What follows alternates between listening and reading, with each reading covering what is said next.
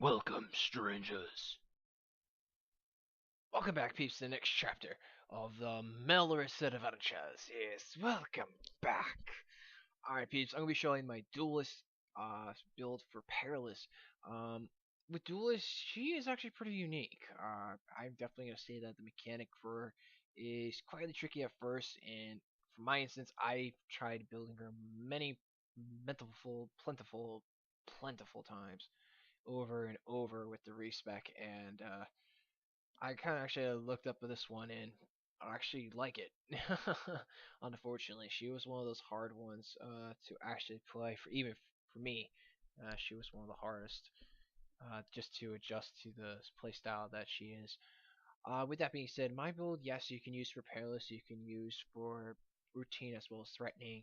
Soloing it wise, really great escape with her is that if you have a lot of crit, you can pretty much solo anything really. And that's my perspective on her. For now, I'm going to show you guys the abilities I went with. First off, we're going to go for no quarter tree. And we're going to start off with the first point in Unforgiving Chain. Pretty much what's going to happen here is that you're going to keep going with your tiger attacks. Excuse me, sorry about that. And once you crit, the chain resets pretty much for crit hit chance. And then once you critical strike, it resets. And you get a nice little dexterity unlock on +3, so that's not bad. It's really good. From there, we're going to go with Look Like It Hurt. Pretty much whenever you critical hit, you're going to regenerate stamina. Stamina is restored by 10 for every critical hit. Cunning unlock +3. Yay, crit chance. From there, we're going to go with Crow's Nest Lookout. Your critical hit damage increases, especially against distant targets, so you get a critical strike damage 50%. Distance of the critical strike damage is 100%. Minimum distance 10 meters. Dexterity unlock +3. Awesome. Alright, from there we're going to go with Broadsides. Broadsides, that's a fun one. Oh yeah, I love this one. Pretty much, it's gonna any target takes a 10% additional damage with Vandana. On top of it, the Vandana is 10 meters, but on top of it, excuse me, the damage is 550% weapon damage. The damage radius is 5 meters with a cost of 35, and the cooldown is only 15.3.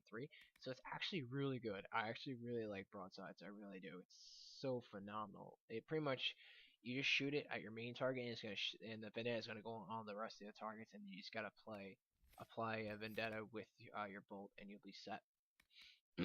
So it's actually really good. I really do. I like it a lot. Alright, from there we're gonna go with Dead Man Tells No Tales. Pretty much what happens here is that if an enemy dies with a marked vendetta, it spreads to nearby enemies radius of 8 meters. Not bad at all. It's pretty good, especially Perilous with a bunch of clusters going on there. And you get a nice cunning unlock +3. Yay! Cunning unlock. Yes. From there, we're going to pick up the Kirkwall Kiss. Pretty much with any target that actually has Vendetta on them, your cooldowns are going to be reduced by 0.2 seconds. So you pretty much will just continuously put Vendetta on all the targets, even in the cluster. You're going to pretty much drop all your cooldowns on all your abilities completely. Excuse me, after a while. And on top of it, you get a nice dexterity +3. Okay, now we're gonna go over to our steps smartly. We're gonna pick up Den in the Water. Enemies that attempt you, pretty much enemies that hit you with at least one stack are weakened. From there, look out, don't touch.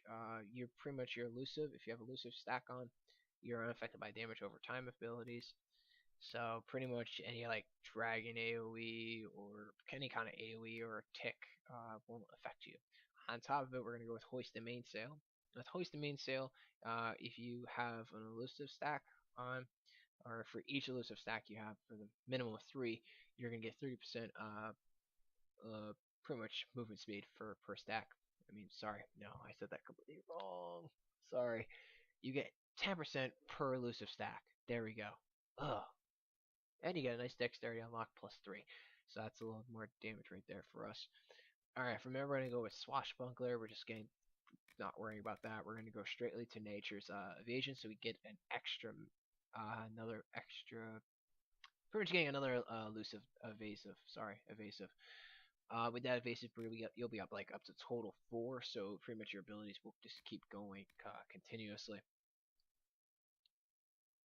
Okay, so from there, we are going to pick up Ambush. Yes, Ambush. It's actually a pretty good ability. Pretty much you can lunge right at your target and still be able to get the elusive and remove that stack of bandana and just reapply it with your bolt. So that's actually really good. It really is. Okay, so from there we are going back to No Quarter. And we're going to pick up Salty Sea Dog. Salty Sea Dog is with a radius of 5 meters. You get a damage reduction 5% per enemy, and you get a stamina regeneration bonus of 25%. Now, with that being said, your defenses increase 5% per enemy, but if there is no enemies nearby, your stamina regeneration goes up by 25%, which is phenomenal. It really is. It really is. From there, we're going to pick up Savy. What this does is that each crossbow ability increases the damage of your next dagger ability, and each dang it, man, and each dagger ability increases the damage of your next crossbow ability. So when you're pretty much going back and forth, back and forth, back and forth, you're pretty much going to keep stacking this up continuously, which is phenomenal. I cannot stress that enough. And that's 20%, so 5 times 5, that's 100% increase in damage. Plus, you get that nice little dexterity unlock plus 3. Yay! Everyone loves Savvy. Okay, so from there, we are gonna go back to Smartly, and we're gonna pick up Weak Spot for our Flashing Steel. Pretty much what it's now, it's gonna cost less stamina, and Flashing Steel is also going to have a damage bonus of 200%, which is not bad. Alright, so then we're gonna go back to North Quarter, and we're gonna pick up Hot Streak. That's right below Bolt. What Hot Streak does is you're getting critical hit with Bolt, and it gives you automatic critical hit on your next ability use. So if you actually combine Hot Streak ability with Broadside, it's gonna be ridiculous. Or even with Ambush, you'll pretty much get a free crit. That's all I gotta say about that. Alright, from there we're actually gonna pick up Black Mark. So you get a damage with Black Mark though, sorry, is you get a 10% damage bonus additional with the vendetta. So it means is that all vendetta marks take pretty much, as it says, damage from all sources. You want to get that so badly. Like, that will help everyone out. On top of it, you also get the +3 in cunning. And that's even more crit chance for her to just go, yeah, I'm gonna kill you. Alright, from there we're gonna pick up Cross the T. What Cross the T is going to do for Broadsides is it's going to increase it by 150%, and it also weakens all enemies that it hits. And on routine, it actually is pretty OP. I'm not going to lie. If you put it with Bolt, you can pretty much just one-shot everything. It's pretty much fun. It really is. If you want to get your anger out issues, you know. The only thing I wish is you just took out a cannon, like a real cannon, and just shot things with it. That'd be so wicked. Okay, and last but not least, we're going to go right back to Step Smartly, and we are going to pick up our Wind in Your Sails. What this does is when you're dealing damage to a taunted with Ambush, it will restore 10 stam. So it's kind of worth it. If you don't want to go with the Wind in Your Sails, you can go with Unyielding. I do highly suggest that in Perilous mode. If you are new to her in Perilous and you really don't have the gear, go with Unyielding. Screw the Wind in your sails and go with it. It's gonna save your life, I promise you that much. Alright peeps, so now I'm gonna show you guys my gear setup that I use for her. For my weapons wise, I actually use Archer's Bane as well as Promise of the Storm. Nice armor penetration, 2% attack, and it all has some nice little runes going on here. Master Frost and Fire, and I do have that.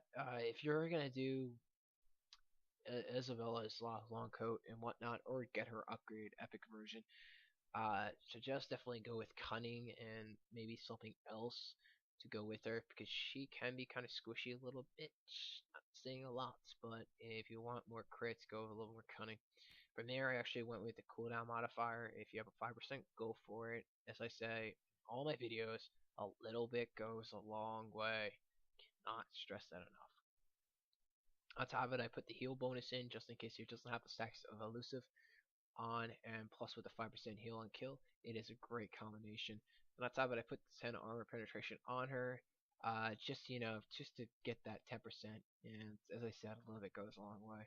Unfortunately, I have not been that lucky with my rings and whatnot for the new characters from the recent update. So Unfortunately, it sucks. So I'm stuck what I gotta get. But you can also use crit too if you really want. Go full crit on both of these rings, and she'll be just tremendously powerful. I promise you that. Alright, peeps, this has been my duelist. Alright, peeps, I will see you guys in the next chapter. Stay awesome.